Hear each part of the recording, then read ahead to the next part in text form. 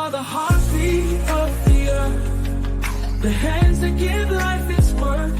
With every step, they break new ground, harvesting hope from all around. Through every season, through highs and lows, the untold journey, the heroes grow.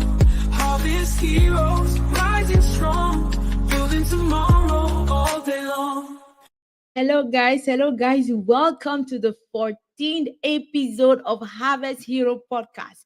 It is just a pleasure to have you all still very, very studious in listening to our podcast and very connected. Guys, thank you. Thank you for joining us today again for a wonderful, wonderful, wonderful episode. In this episode, guys, if you just joined the live, make sure you write your name and where you're listening us from in the comment. Please make sure you write your name, where you're listening us from, and yes, if you want to be a guest, make sure you get in contact with us. We would love to have you as a guest for this wonderful program. So welcome for the wonderful podcast. So welcome once more, everyone. Welcome. If you just joined the live, don't forget to write your name and subscribe and like, guys. Today we have a advantage to have a special guest, a very special guest, our country coordinator of Agricodeexpo in Cameroon. Amazing to have you. Welcome on board, Mr. Achare.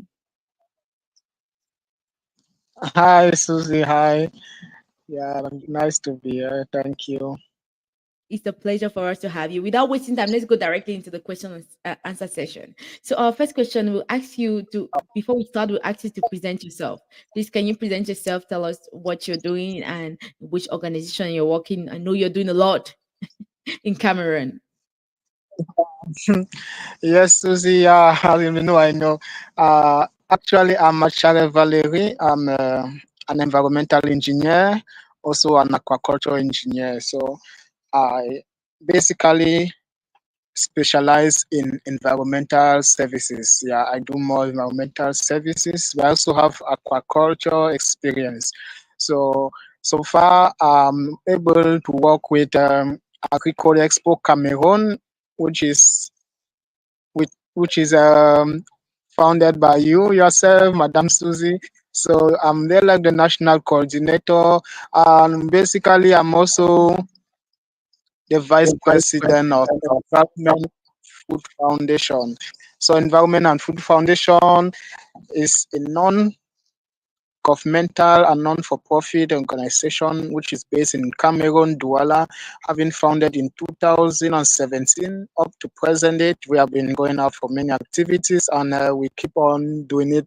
So with Agricodeexpo, we just started it, I think it was just in 2023. Yeah. So that was how we started. And when I contacted Susie, and so far we have been involved in many activities and it has been amazing. And I think it's going on better and better as the day runs by. Thank you. Thank you so much, Mr. Achare, for that presentation. So we go on with our next question. Can you share with us a little bit about your background and how you got started in the field as an activist, environmental activist? Yeah. It all started in 2015 when I finished my college. Yeah, it was an agricultural college. So in this college, I specialized in agriculture. When I left the school, like no job, I find myself just getting a bit frustrated. That was when I started having interest, since I got a friend who was already in environmental services. He was having his NGO by then. So I contacted him. He told me how it goes. So that was my first move. And I started volunteering. I volunteer with him. So he's a friend, but I was like, we volunteer to him. So I volunteer for some 2 years. I learned more about him, more about how he goes.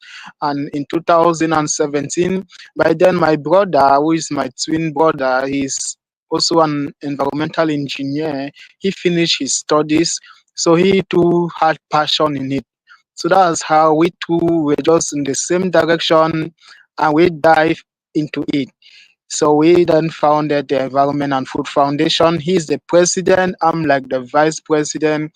So from there, it has been moving successfully. So 2017, we registered it and we started working fully in the town. So we had many projects which we have run so far. And in 2000, let me say 2020, we started having global recognition. So one of the things is that it's a gradual process, so it doesn't go as fast as you think. So we like take like 3 years just to build up the foundation. We just doing it. Nobody could encourage us. People just looking at us and just laughing because we are always out there and we get dated since we are picking up bottles, cleaning up some public places. People look at these guys are just getting frustrated. So but at 2003, 2020, it started showing off, and we started getting some global recognition, basically from organizations based in US, Australia, Canada, Germany, England. Yeah, all these big organizations started like hi, hi. We started talking, we started getting some contacts, and some started visiting us. They came right in Cameroon. We'd make some field activities together. They see how interesting we are. So that is how they go back and refer us to their colleagues, and we keep getting bigger, bigger, bigger. So it keep growing, keep growing. So up to like 2023, we became very strong, get recognition from the United Nations, being affiliated to UNEP, being affiliated to many other UN bodies, which is a great remark. So from there it's easy because they keep giving us updates about recent environmental conferences and workshops, trainings. So you get it directly from them. They just send an email straight to our email line, and we now get involved in bigger conferences which are globally recognized. So that is it. The journey is not easy. Yeah, it's a gradual and need patience. So we have been trying, and we keep on trying. Yeah. So that's it for a bit of my background. Yeah, that's it. From my educational level, I studied in Douala, University of Douala, where I did engineering in environmental science. I chose aquaculture by then, but it was a global is mix since we have still environmental courses that we take. So it was just a mix studies. Yeah. So yeah, it's but my most passion is environmental. Though I'm an aquaculturalist, I do mostly environmental services. I also have experience in um, entrepreneurship. Yeah, entrepreneurship of holding a business. That has been my passion also. And we own different businesses right now. And just like being a social innovator. Yeah, so we are trying to also build up our social entrepreneurship background, owning some small businesses that can like motivate the youth and also give courage to some younger people who are coming up. Yeah, so that's it. My background, I think I draw a light for them because I do many things the same time. I can't really say it all. It would take so much time. Yeah, thank No you. problem. Thank you so much for sharing with us. Our next question we have for you is what what inspired you to pursue your career as an environmentalist? Guys, if you just join us, please, if you just joined, go into the comment section and write your name, where you're listening us from, and let's continue the interview. So, what inspired you to pursue your career in environmental science, and what keeps you motivated to go to today? What keeps you motivated to keep going? Yeah, what motivated me? The first question in environmental science, I think, yeah, right from childhood, yeah, we grow up like in the village and we grow up in the farm. That back in the village, in the farm. So it's all about the environment. So from there, I just love nature. I had that passion for nature, just too much passion for nature. just seeing how things are developing, how nature is just evolving. So I really love it. My dad, he was the renowned farmer, like one of the most renowned in the village, which everybody take good recognition.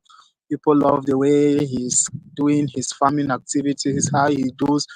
He even have some people he try to mentor. They say he does a farming in a very modern way because he has big harvest. So I see it like a better way for me to pick up going that same train with my father. So from there, I went to agricultural school, which is still environmental. I studied agriculture. Now, when I was furthering my studies to the engineer level, I now still went in and did more of environmental course. So at this level, I think what motivated me the most was the way I grew up, the what I was like to interacted with. I was always in the place where there is nature. I was always involved in something that concerns the environment nearly every day. Yeah. So the next question was you asked about. What keeps you motivated to keep going in Oh environmental? yeah, yeah. Like I said, what always keep me going is the fact I love it. I too much love it. Yeah, nature has been part of me. So even if there is no money, as I said, I volunteered with people. There is no money. I was just doing it. I just had this big passion, just seeing things done for our environment, just seeing the place being clean, just seeing that trees are there, giving good oxygen, just seeing how places are just naturally built up. So I had that great passion. Even now, I'm still volunteering with different organizations where I offer free services just for nature. I just want to do it for nature, yeah. Because not only for nature, I know I'm also doing it for God. Because actually, I'm also is somebody who is very interested in the things of God. Yeah, so I've been a bit deep in the faith. Yeah, I've been there like a pastor, so I see it like God's work. I just like doing it for people. Like you see in a. This is amazing, amazing, amazing. Our next question we have for Mr. Ache is, guys, if you just join, make sure you write where you're listening to us from in the comment. We will go on with our next question. Our next question is, so our next question will be, our next question will be, what was your biggest challenge you faced early on this journey in environmental? Oh, yeah. So my biggest challenge as a when I just started in this environmental journey was actually the people. So nobody could support me. Yeah. And like somebody just see you like a useless person. They just see you like someone who is not knowing what he's doing. Because basically in Cameroon, people don't recognize like this NGO stuff. They don't see it like anything. Everybody want to work for the government. Everybody just know that if you are not working, maybe government or you cannot survive. So when they see you trying to start from the scratch, they say, but you can't do it. Or even if you want to survive, you will die and leave it because you won't eat the money. So why waste your time when you won't eat the money? So I get these words every day from people that don't waste your time. Don't be this stupid, my friend. Get something that you have fast. It will take you time, and you can't just come up early like this. So that was my biggest challenge, Wow. getting And all how this from people like, do you overcome that challenge? yeah, as the only like sole way that I used to come out of it was just confidence in God, just faith in God. Yeah, I said I'm a pastor, so I'm doing anything. I engage the spiritual side also, and now I was just like, oh, Jesus is faithful and He's going to do it for me. So I'll just keep doing it. I'll just keep doing it. So I was just there doing it.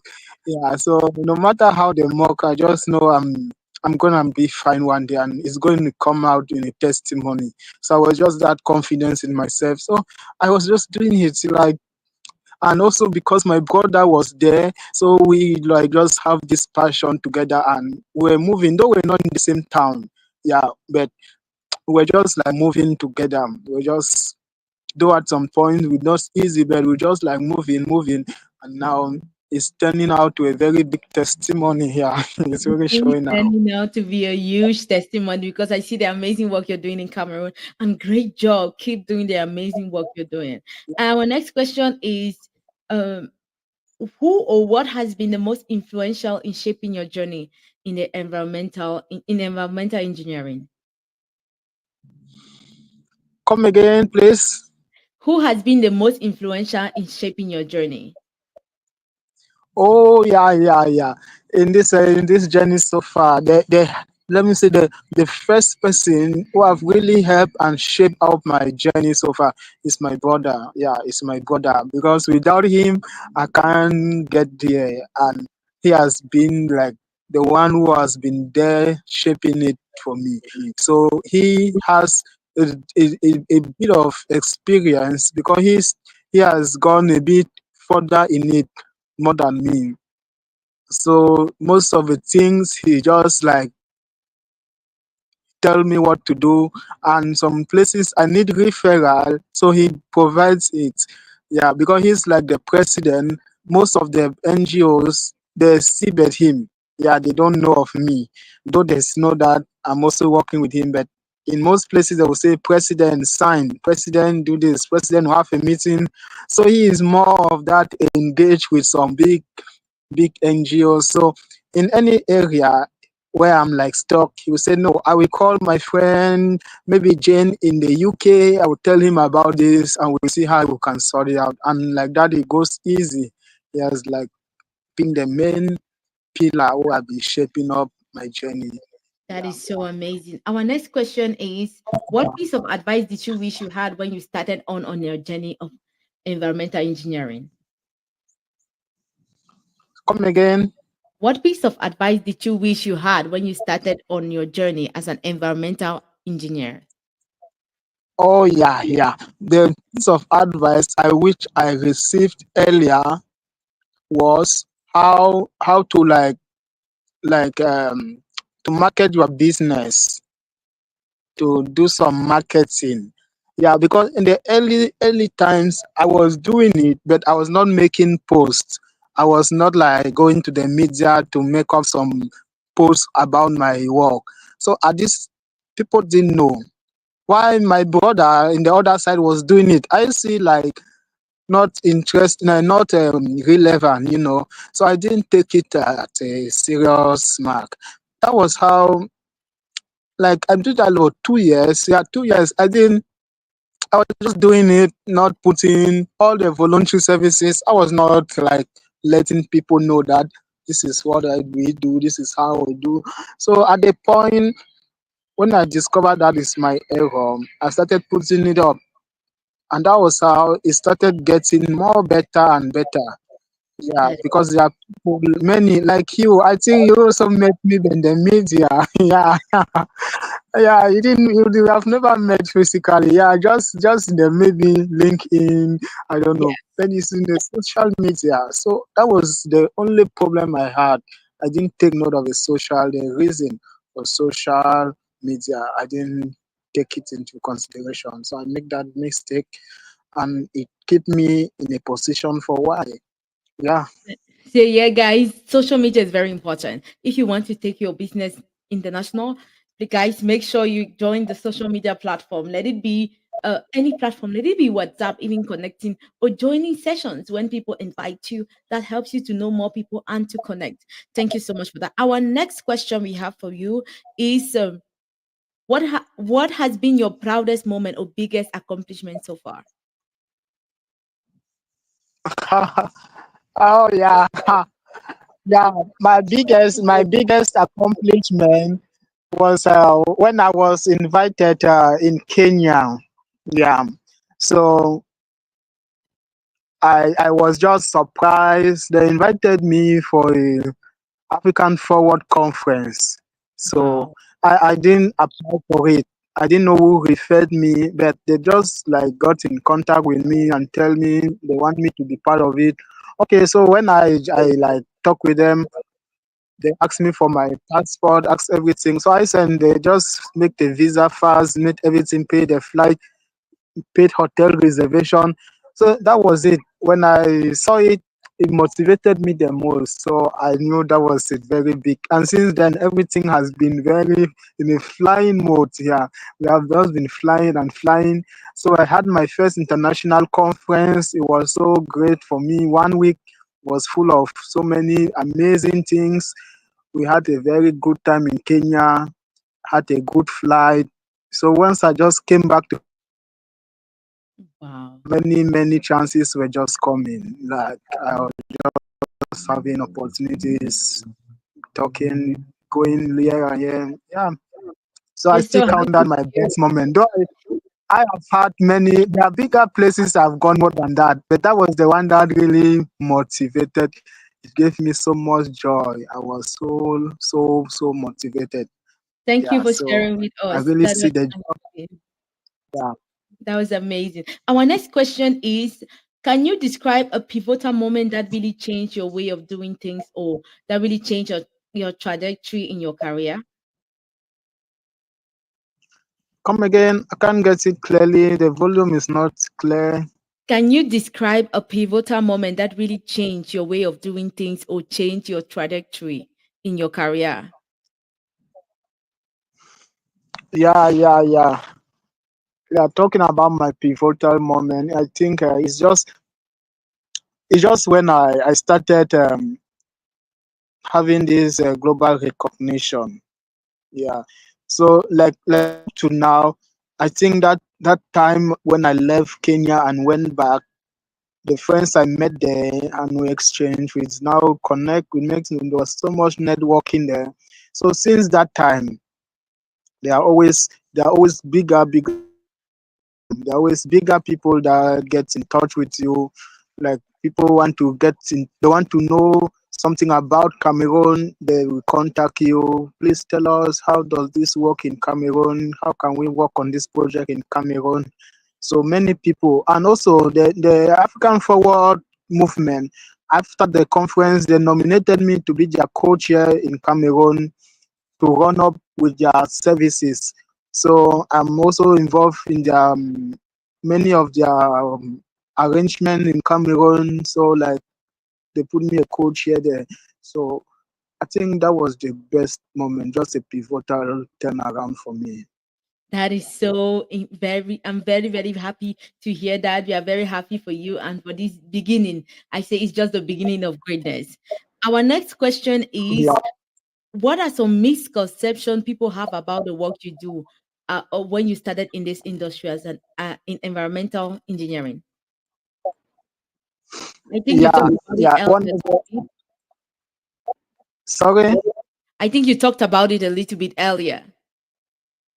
Yeah.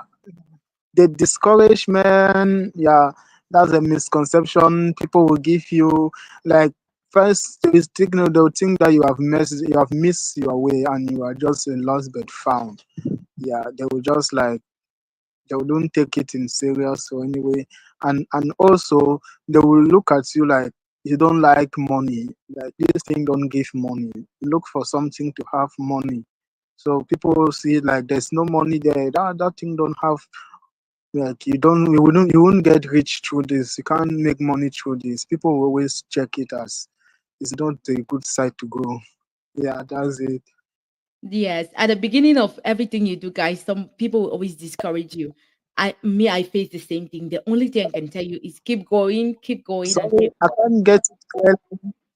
The so volume the not coming clearly.